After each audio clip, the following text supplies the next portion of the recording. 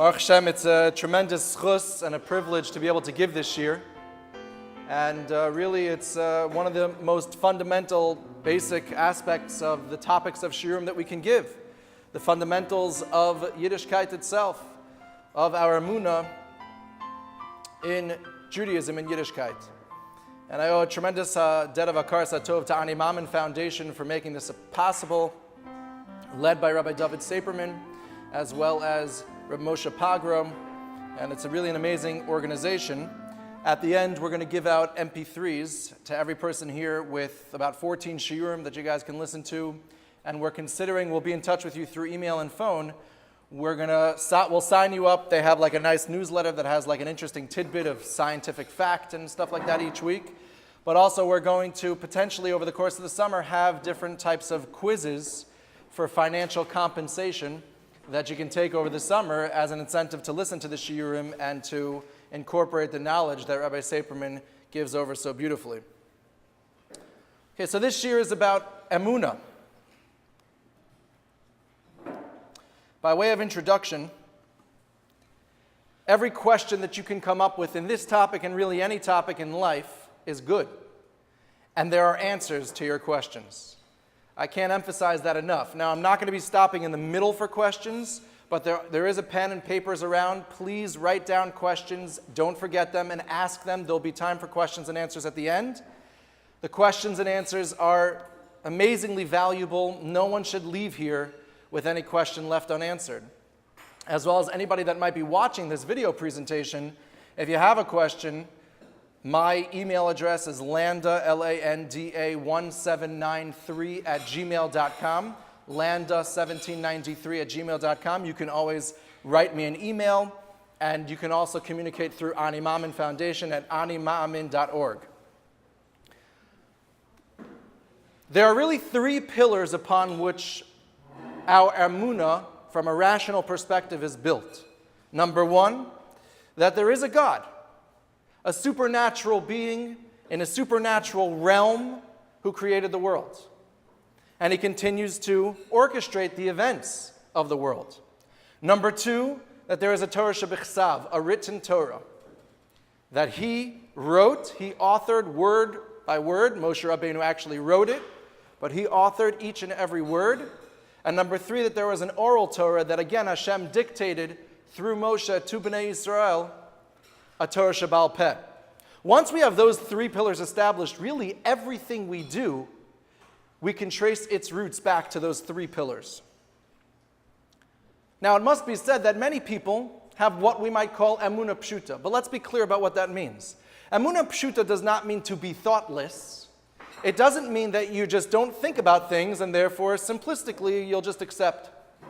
It means that when you look around and you receive the Masorah from the previous generation, it's so obvious. You see through the Niflos HaBoreh how obvious the truth of Judaism is. And therefore you have no questions. And that's something that I really want to stress. That while some people will have questions, and some people won't. Either way, understanding and getting a more thorough understanding of the credibility in our Emuna is so valuable, certainly for those who have the questions, but also for those who don't. It can be mechazik the Emuna on many levels. Matan Torah really is the basis for our Emuna. We're going to start earlier than Matan Torah, but Matan Torah itself, at Maimon Har Sinai, when we got the Torah, that revelation, which we'll discuss at length soon, is something that really put within us a tremendous sense of Emuna. As Rabbi Saperman says, Da masha tashav la'apikuros, know how to answer the apikuros, can actually apply to ourselves as well. And that is actually the MP3 that I'm going to be giving out at the end. Know what to answer to yourself. It can be mechazik the Emuna for everyone. This seichel approach has many makoros to it. And like I said, it's really for all, especially for those who struggle with questions, but just as much for those who don't, to be mechazik the Emuna. So let's start in the beginning.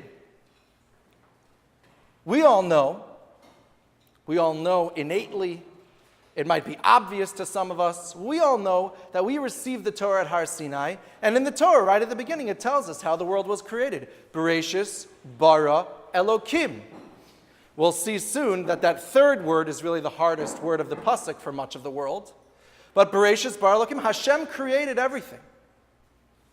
What would be any alternative to that? That could make sense. For thousands of years, it's fascinating to note, the only alternative to that was that the world always existed. All the great philosophers from all time believed, if they didn't believe in God creating the world, that the world just simply always existed. That was the only alternative for thousands of years.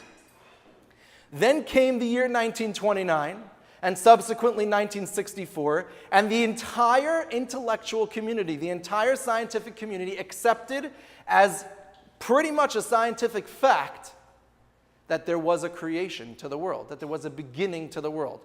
How did they come to that? In 1929, Hubble developed a telescope powerful enough to detect phenomena in the outer regions of space. We're not going to get into the technicalities of that, but we can talk about it afterwards if you'd like. In which through that he understood that the universe is expanding over time. It's getting bigger. And so if we just take a simple step of logic, if the universe is expanding over time, then if we go back in time and further back in time and further back in time, we come to a singular point from which everything had to have come from. And that was a tremendous chiddush. That was a tremendous new ideology. That it's not like they thought, as the only alternative to God creating the world has now been debunked, and it was accepted for thousands of years. That in of itself is an interesting point to ponder. In addition, they found microwaves that they believed to be the echoes, so to speak. This is complex science, but just to mention it, in 1964. In fact, Rabbi Dr. Chaim Presby actually worked in Bell Labs. He has patents on fiber optics, which are all over the place now. And he worked with those pioneers discovering those microwaves. He actually has a couple of shiurim that are fantastic. Torah Mesorah on their website has a Ve'emunascha Balelos program that is a fantastic set of videos, really pretty much going through everything that we're going to go through here today, but a whole bunch of, an expanse of different videos from different speakers. And so in the video there, he discusses the evolution of how that discovery came to be when he was working in Bell Labs. It's quite interesting. So what are we left with? What we're left with is this idea, the Big Bang, just a way to talk about the beginning. Somehow it began, and then evolution allows it to take its course.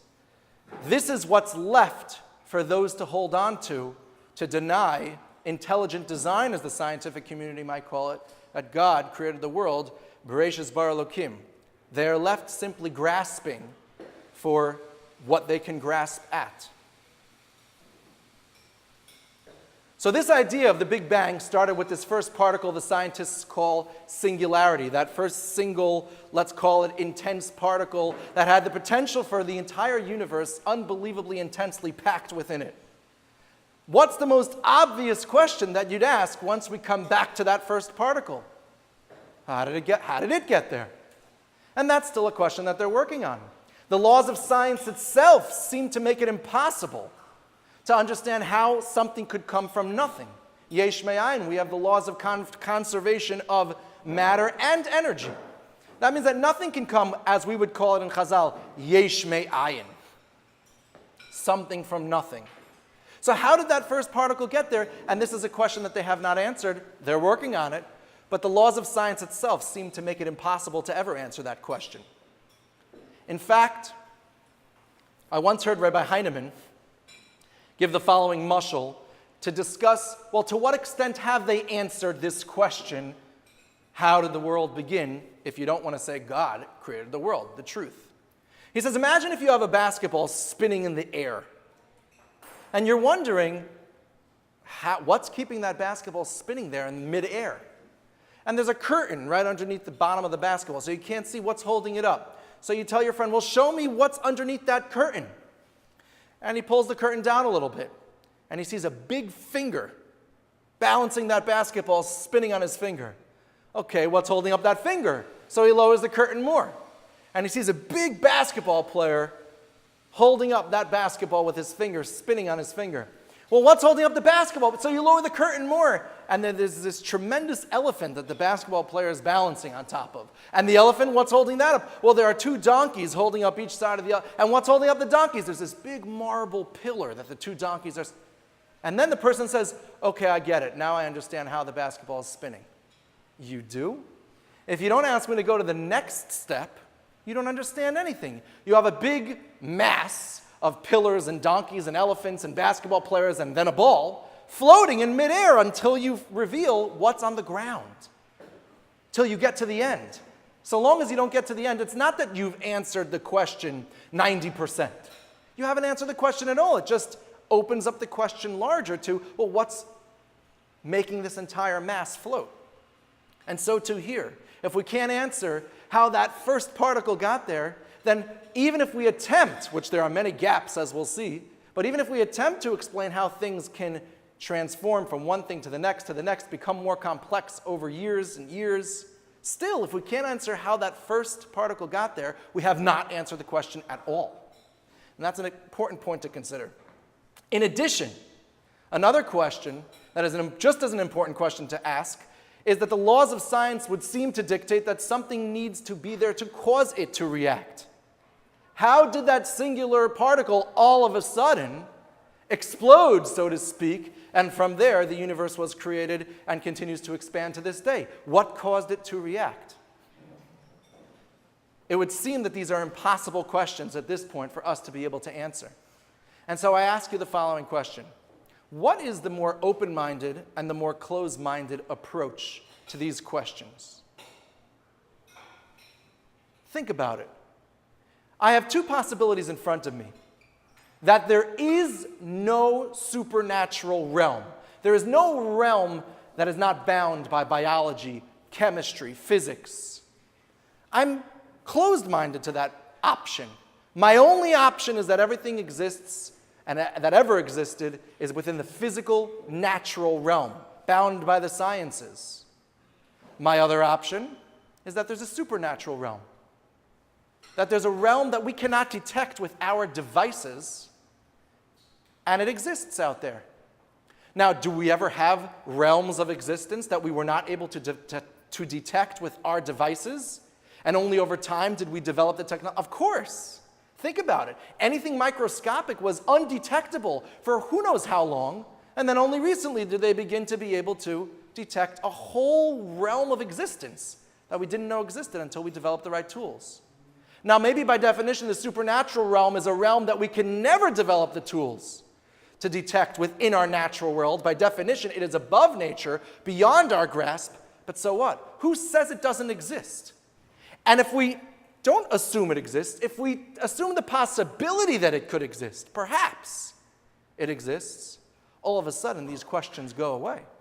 These questions lend themselves as tremendous evidence for the fact that there is a supernatural realm with a supernatural being, namely God, who came from a supernatural realm that always existed and created the world, began the natural realm from a point in time, began time itself.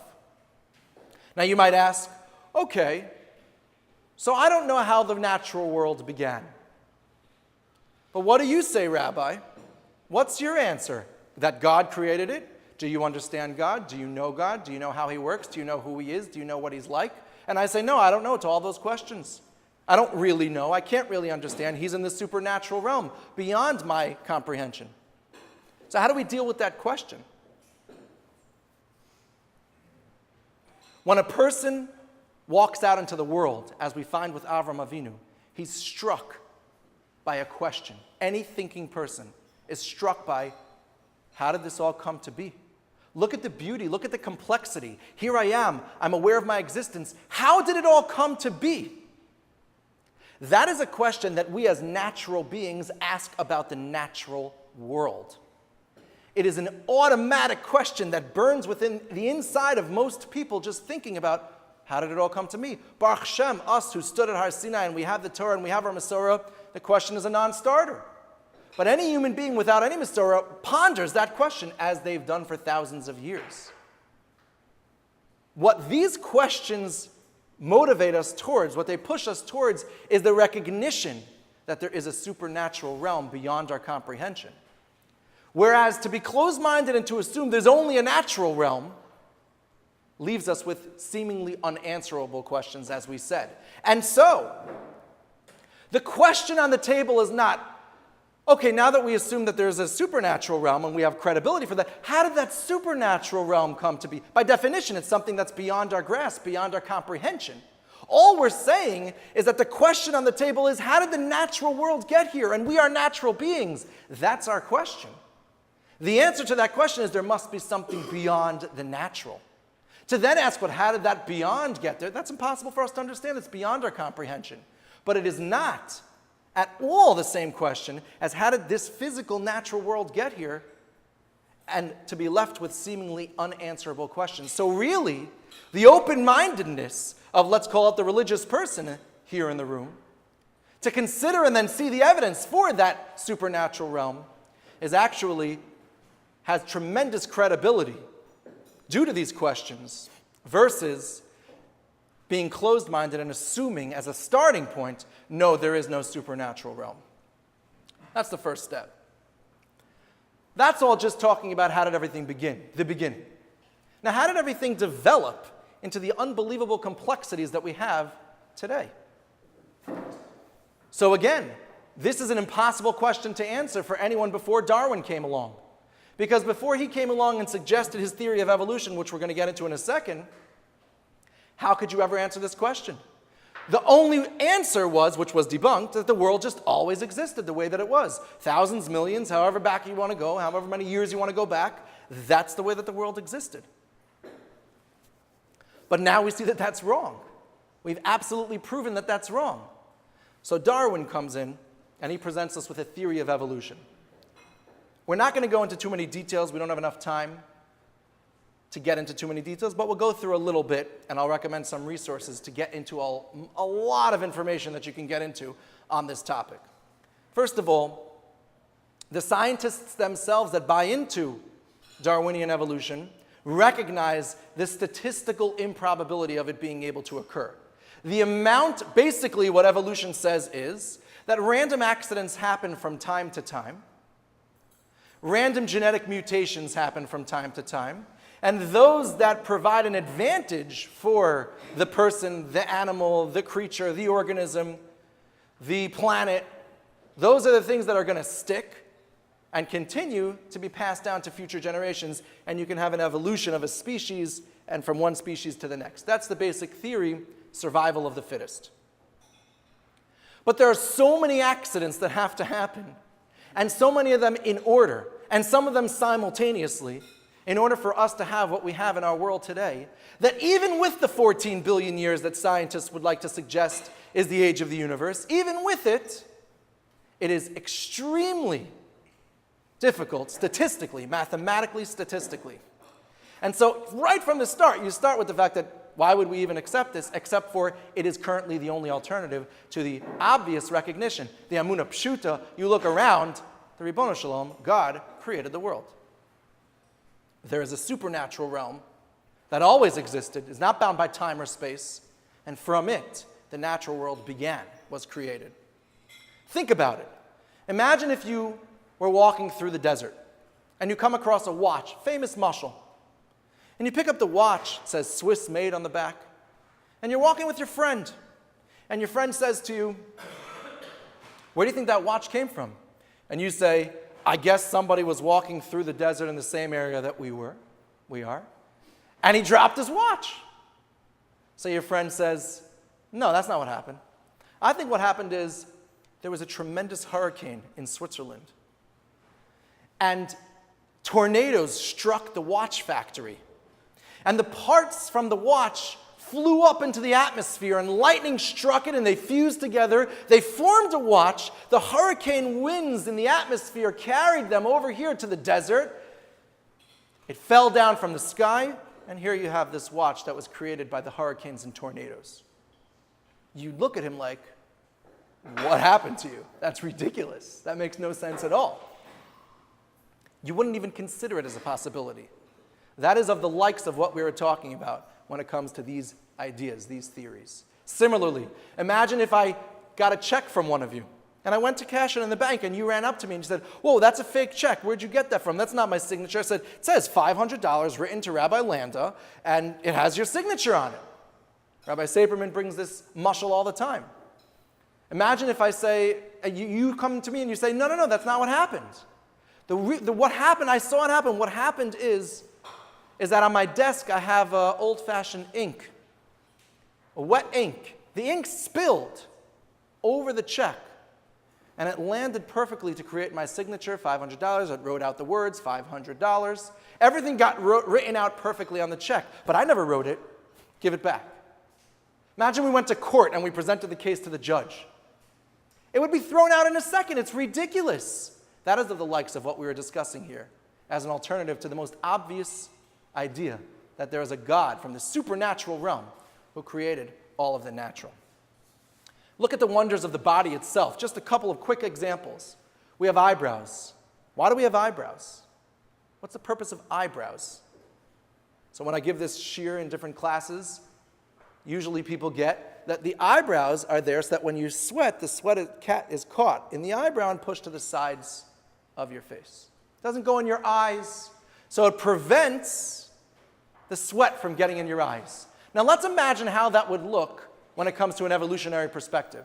So there's one warrior who faces up another warrior. Now one warrior has this genetic mutation. He's a freak with eyebrows. Everyone before him didn't have eyebrows. Okay. So they're about to battle each other. But consistently every time the one with eyebrows wins. You know why? Because that other guy, he was doomed from the start. Because when he started to sweat, the sweat was getting in his eyes too much. Really? Really? That's going to enhance his battling skills so much that there's going to be a survival of the fittest to promote throughout the generation eyebrows? Very hard to understand. The eye itself has so many complex components to it. Every one of them has to work together. If you would just have the eyeball without the nervous system behind it and without the region in the brain to process the visual imagery, you'd have nothing. And if you have any one of those parts, you'd have nothing. So are we to understand that all the parts simultaneously evolved as random mutations in an organism, in a being, and that provided him this advantage of survival of the fittest? Because it's not just enough for one accident, we need all those accidents to come at once. The statistics are astounding, and these are just tiny, tiny examples, drops in the bucket. In fact, some used to like to bring the proof from vestigial organs, parts of the body that seem to make no sense, they seem to be superfluous. If an infinite being, God, created the human body, created man, why would there be any parts of the body that don't make sense? So it must be that there's no God, they would argue. But we've seen that those vestigial organs, time and time again, actually now we've discovered with the advancement of technology, have tremendous significance. They used to think the pituitary gland was a vestigial organ. It is one of the master glands of hormones in the brain for the whole body to operate properly. How about tonsils? How many people in this room, by a raise of hand, had their tonsils removed? Nobody. This is the first time I'm giving this shiur, and it's nobody. Usually it's one or two. But if you go back to your parents' generation, and I'd be asking them, how many people when you were kids, when you were teenagers, in your class had their tonsils removed? You'd have 30%, sometimes 70%, a tremendously high percentage that had their tonsils removed because they didn't understand what the purpose was for. Now they're understanding more and more that it's not so simple to remove the tonsils whenever there's an infection, because there's rhyme and reason and purpose everywhere we look, from our bodies to the universe. And as I write over here, see Rabbi Avigdor Miller's book, The Universe Testifies, and especially Rabbi David Saperman, Emuna, a refresher course, is an amazing sefer. You can buy that book. It's an English book. And as well as in his audio series, Know What to Answer to Yourself, which I'm going to be giving out at the end, you'll be able to hear a lot more about that. A couple more quick points on this. It's important to know the difference between macroevolution and microevolution. Microevolution is what Darwin used to prove his theory of macroevolution. Microevolution is something we do see in nature. Butterflies that will be better suited if their colors are lighter than darker or darker than lighter will adapt with genetic mutations over time. That's microevolution. Micro meaning small scale, meaning that the butterfly itself is not going to turn into a new animal, a new creature, which we've never recorded in the history of human recorded history, anything like that happening. That it will adapt to its surroundings but remain the same creature as microevolution, we have evidence for that, and we have actual happenstance of that. However, macroevolution, that one species can change so dramatically that it turns into another species, we have zero evidence for. And that's the gap that Darwin was trying to close, and he never succeeded in closing. He was using microevolutionary examples to try to prove macroevolution. Important not to get confused by those two examples. On this point, I'll end off with a famous, funny story with Rabbi Yaakov Kamenetsky. He was on the plane with his son, Rabbi Avram, and there was a government minister on the plane near him, and he was asking Rabbi Yaakov Kamenetsky, I don't understand something. My kids, they bring me to the airport, they drop me off, they pop the trunk, have a nice trip. But you look at your son, it's unbelievable how he serves you. He's constantly getting up and asking you, do you need more? Do you need anything? Can I get you anything? What's the difference? I'm a respected person in my profession, and you're respected in your profession. What's the difference? And Rabbi Yaakov answered, my kids look at me, the previous generation, and the generation before me. They see me and the previous generations as one generation closer to Har Sinai, to Maamin Har Sinai, to what started it all for Klal Yisrael, what made us into a nation, where God himself revealed himself. That's what they see, closer and closer to Sinai. But you who believe in evolution, your kids see you as one step closer to, right. So, what do you expect? The respect that you should have for your elders is much less apparent because, after all, they're simply one step closer to the monkeys from who they would say that we came. Okay, let's jump in now to the real meat and potatoes of this year. Really, until now, we were discussing something that's like the icing on the cake. It's sweet, it's nice, and I think it has tremendous credibility to it. But really, the core of our Emuna, as the Ramban says in multiple places, is Maamin Har Sinai. The Psukim themselves explicitly talk about how we ourselves, Klal Yisrael by the mountain, approximately 2 million, maybe plus people, themselves experienced the Ribbono Shel Olam speaking to them. They themselves witnessed that there is a God and that he was giving us the Torah through Moshe Rabbeinu and that he chose Moshe Rabbeinu as the prophet through which to give it to. That is the testimony of the entire nation standing by that mountain, written into the words of the Torah itself. Think about the difference between how the other Western religions, for example, began and what their credibility relies on and ours. Yes, it's true. The Christian believes his father, who believes his father, etc., that there was a point in time that there was a man named Yashka and he came and he did whatever he did and he started the religion, or his disciples started the religion. Similarly for Islam, with Muhammad coming down and giving over the prophecy that he had. We're not going to get into those details, but the basic idea is one or an extremely small group of people came and decided to give over the prophecy. This is the new religion. This is the religion. So even if you have a billion people believing in something, if what they're believing in traces itself back to one man's claim, then it's not a billion strong, it's one strong. A billion people bought into it by this time, after generations. But it began with one man. What does it take for Christianity or Islam to be a lie? It takes one man to be lying, back then. What does it take for Judaism to be a lie? It takes all 2 million people making it up. It takes all of them lying to each other and then to the next generation, which Lawrence Kellerman, who studied, he has an excellent video online you can also see on the rational approach to Judaism, a lot of what we're saying, especially this part. He calls this the bomb of everything. He says, look at every other religion that ever crossed the face of the earth. And he studied comparative religions in college. He says there's no other religion that has that mass revelation story.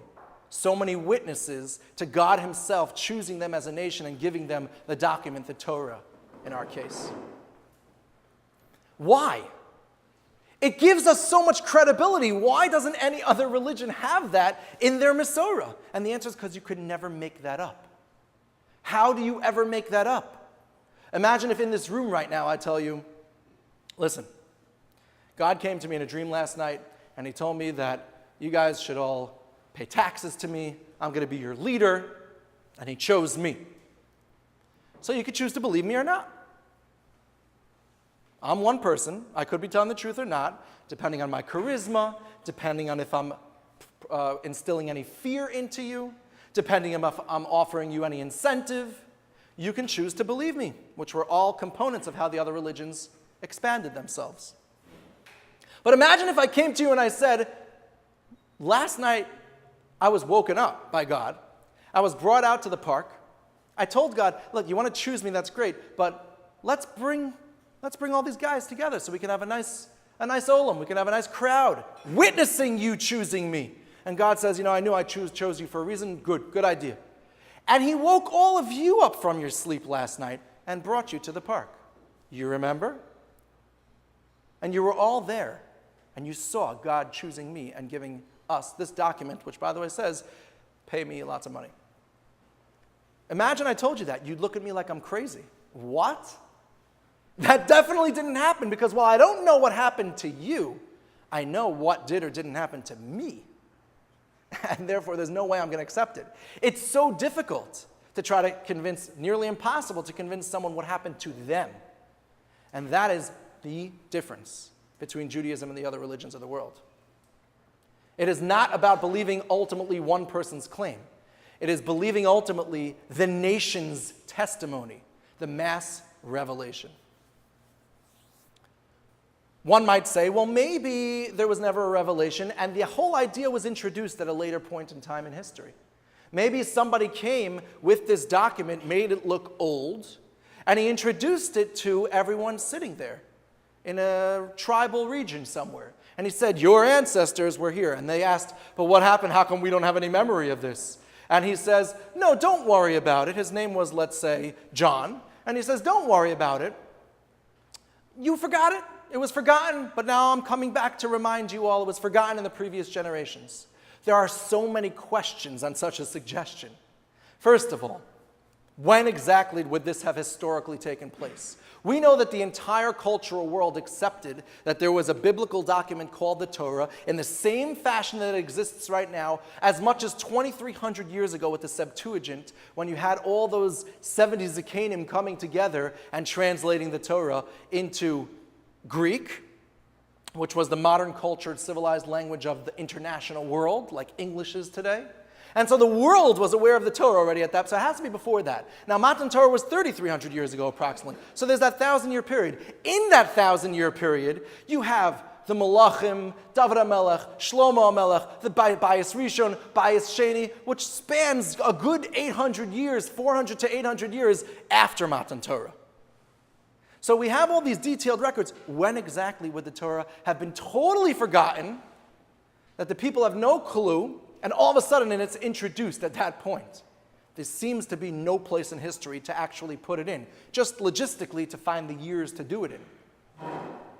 In addition, this guy John, how come we never heard of him? Our Masorah should not be that we all witnessed and experienced God himself at Har Sinai 3,300 years ago. Our Masorah should be 2,700 years ago, John came and introduced to us the religion that is Judaism, and he told us about how hundreds of years before that there was a Maamin Har Sinai. That's not what we have.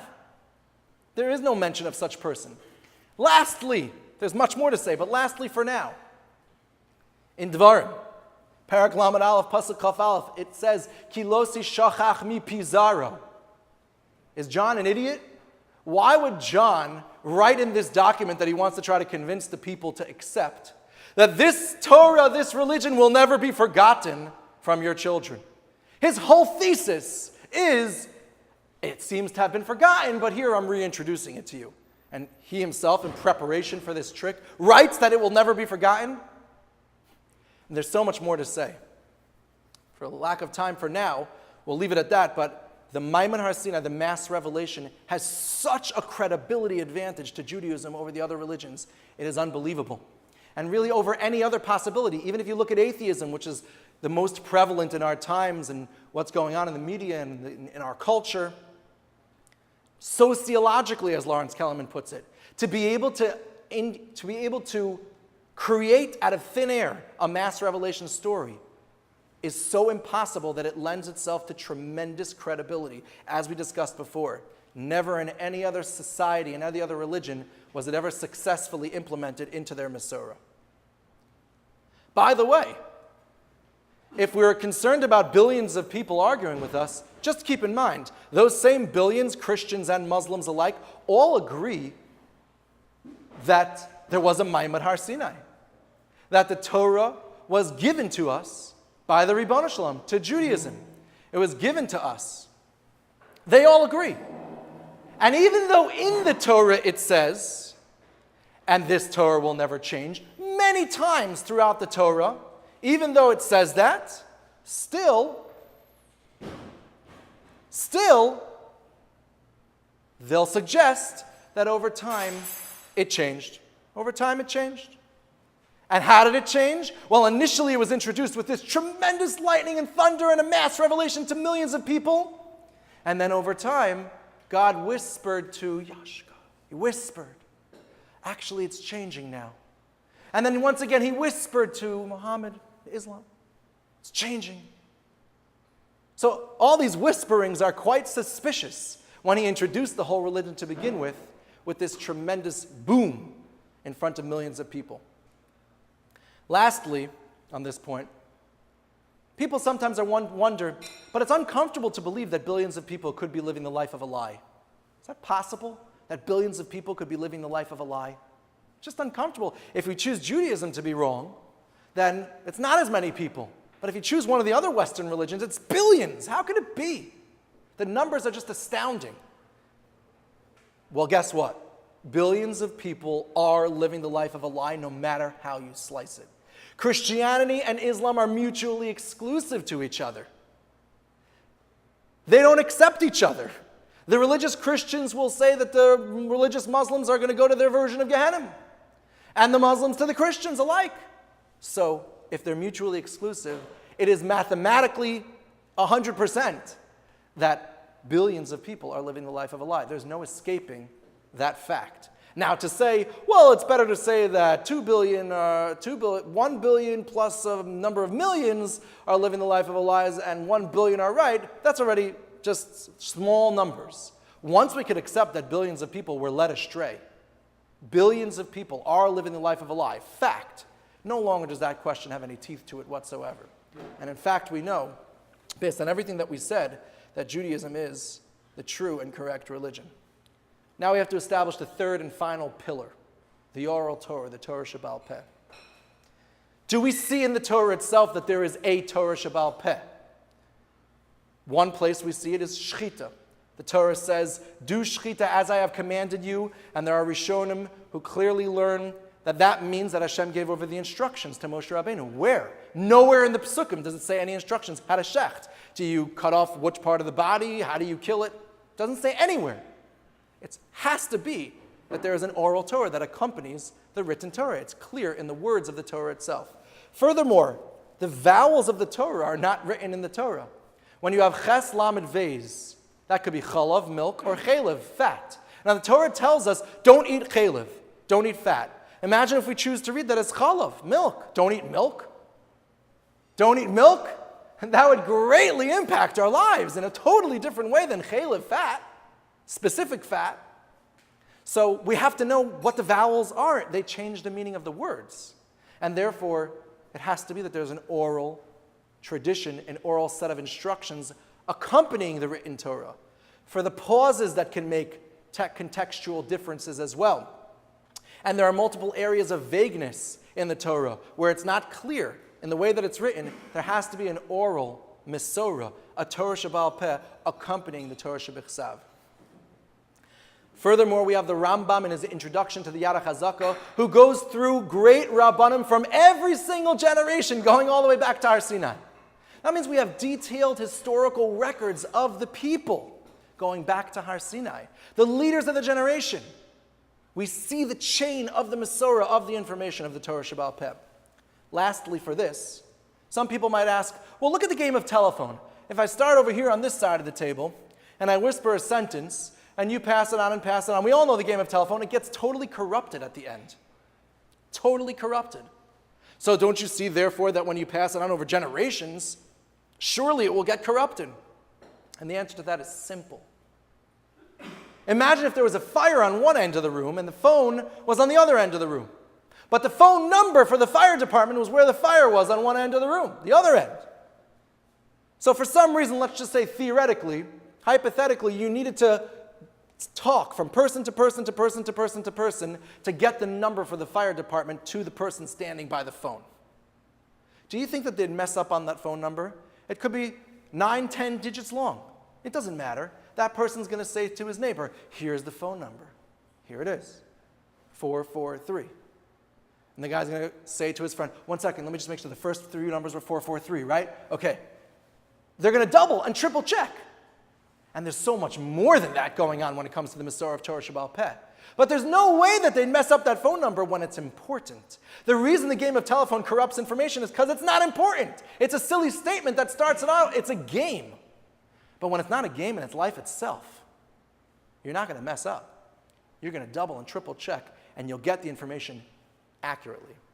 There's for sure a whole shiur we could do that we're not going to do today on the Masorah of Torah Sheba'al Peh, understanding the evolution of machlokes and all of that, which is very interesting. But for now, we're here just to show there is clearly a Torah Sheba'al Peh that has the strength to be given over accurately in its main points from generation to generation.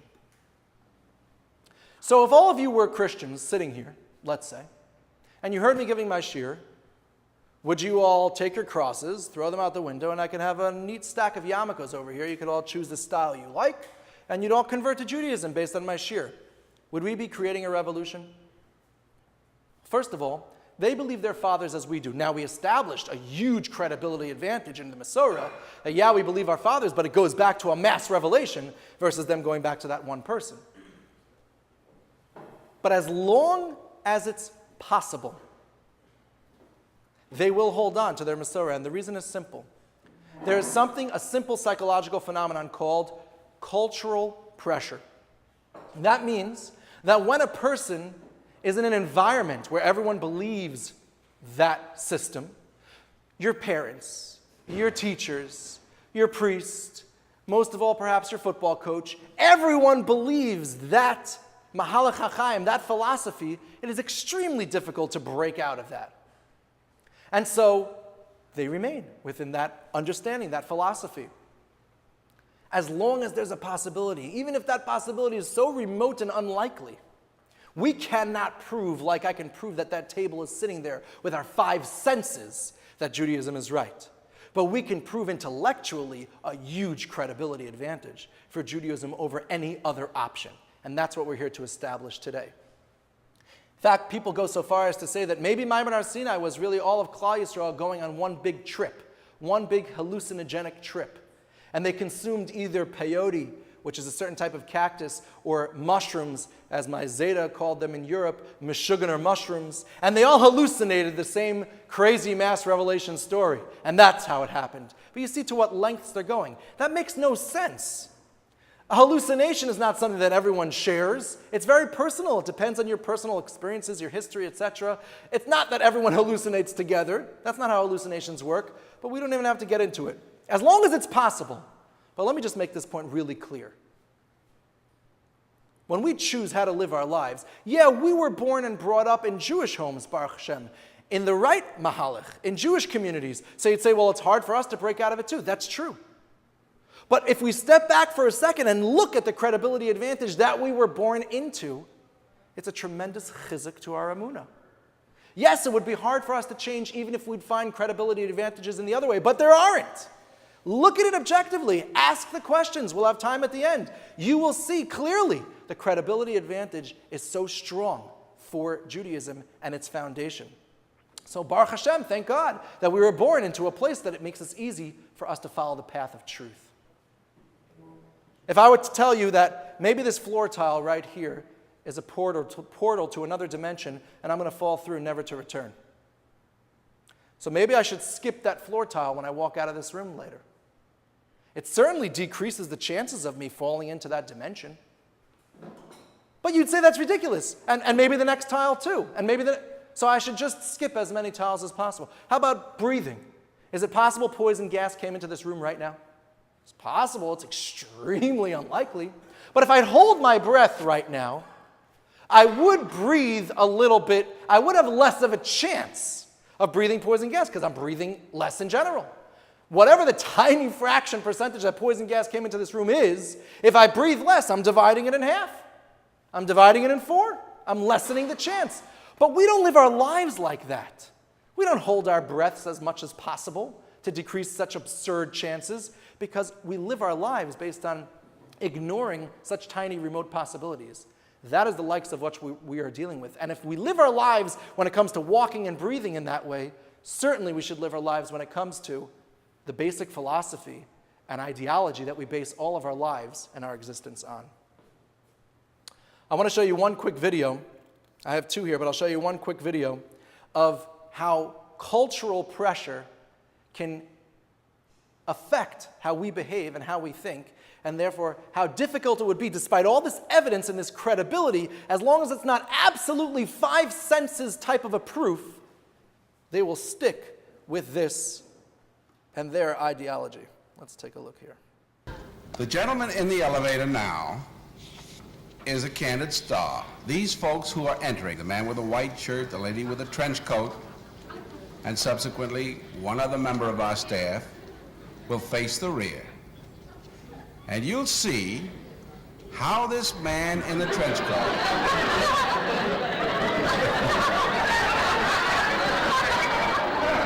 tries to maintain his individuality, but little by little,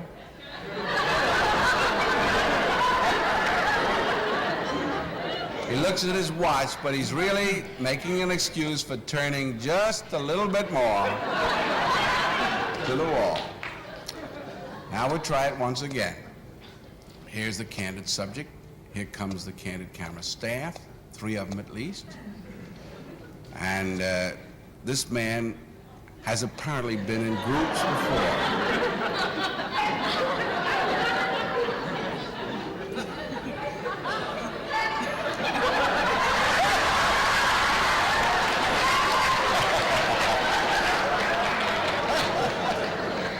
Now, here's a fella with his hat on in the elevator. First he makes a full turn to the rear and Charlie closes the door. A moment later, we'll open the door, everybody's changed positions.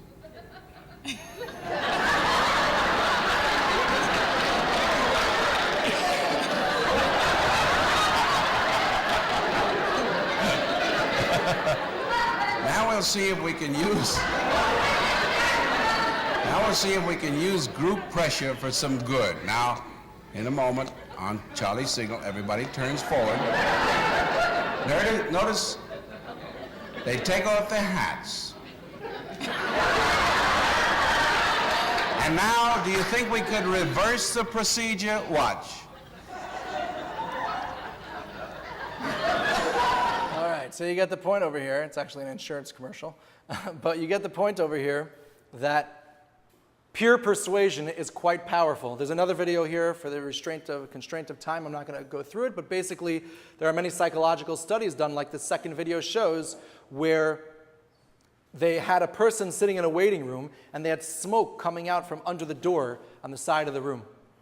And when the person was all by themselves in the waiting room waiting for their appointment, they immediately got up and went and told the person, I think there's smoke here, there's danger, you got to figure out what's going on over here. But when there was a room filled with people, like 8 other people, who were in on it and were just ignoring like it was totally normal that there was tons of smoke piling into the corner of the room from another door, so then that person, most of the time, just sat there for 10, 20 minutes until they were called in for their appointment, because no one else is doing anything about it. We are affected greatly by our peers, and that's obviously a discussion that we can have from a psychological perspective at length, its own lecture. But again, that is something just to show how powerful it is. And so Baruch Hashem, for us, it actually works to our benefit, that it is something that enhances our living with Emuna and our living with the truth that is Judaism. Okay, we should be done here within 5 minutes. Just a couple final points here. History itself seems to be something which gives tremendous credibility to Yiddishkeit as well. The Ramban in his intro to Torah talks about how the Ribono Shalom, and it's clear in the Psukim, dictated every single letter and word to Moshe Rabbeinu. Once we accept that, why in the world would he allow changes that change the main text and meaning of the Torah to creep in? That would defeat the whole purpose. So he himself would maintain the core of the Torah. In fact, the Ashkenazim and Sephardim, it's incredible. They went through tremendous exiles in tremendously different parts of the world, and yet in our recent days have all come together with the same Torah. Yes, there might be 6 minor differences. Should it say and or? Should there be an additional letter in names or in the prefixes to names? It's unbelievable how minor the changes are, nothing to the messages of the Torah. That in of itself is incredible. The authenticity of the Torah, how it is maintained. Finally, we have Mark Twain, the famous poem, won't go through it. All things are mortal but the Jew. You look through history itself. The fact that the Jew was able to survive so many exiles and outlast all the great empires of history is in of itself testimony to something special about the Jew. So now what? We know that the body has an neshama. There's an area of ruchnius, that is the supernatural that we began with. We ourselves are a combination of physicality and spirituality, supernatural. The neshama, the Torah nourishes much like food for the body. It connects us. The mitzvahs and averos actually impact us and who we become. The Torah is our guide for life. There's a famous quote, our thoughts become our words, become our actions, become our habits, become our values, become our destiny. And the Torah is what's guiding us how to think, how to speak, how to act, to develop healthy and good habits for successful living in this world, and Emir Hashem to be zocha to the next world. The reward itself, sometimes I have bachrim come over to me and say, I just found out that the reward for Olam Haba is we're going to be sitting in shir with an amazing Rebbe. There's going to be no bathroom breaks. There's going to be no breakfast or lunch breaks. It's just going to be straight learning 24/7.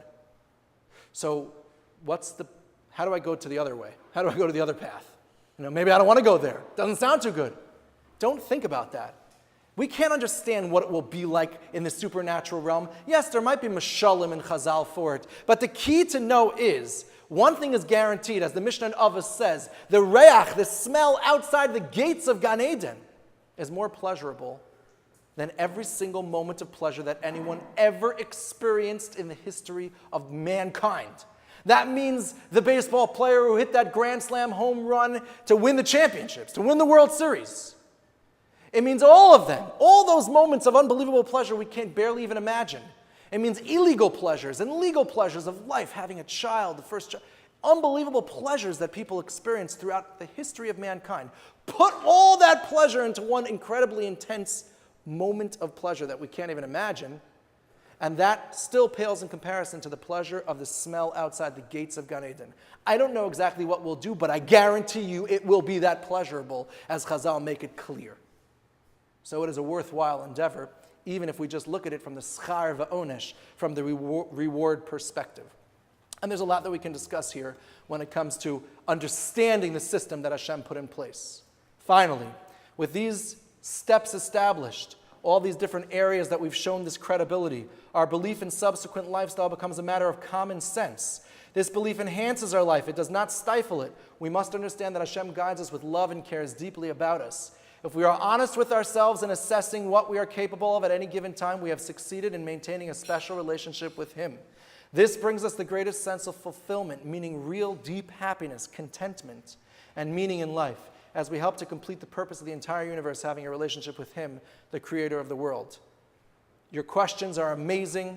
I hope that I've answered all of them, if not most of them, but I am more than happy to stay as long as you'd like me here. You all have my contact information, as I mentioned at the beginning of the video, to all those watching as well, to reach out, to ask myself, Ani Maamin Foundation. There's so many great organizations way beyond me that you can reach out to with your questions. There are answers to them. To these questions, there are answers. You just have to ask the right people at the right time, and you will get those answers. And with that, I will open up to questions and answers. Thank you guys so much for participating.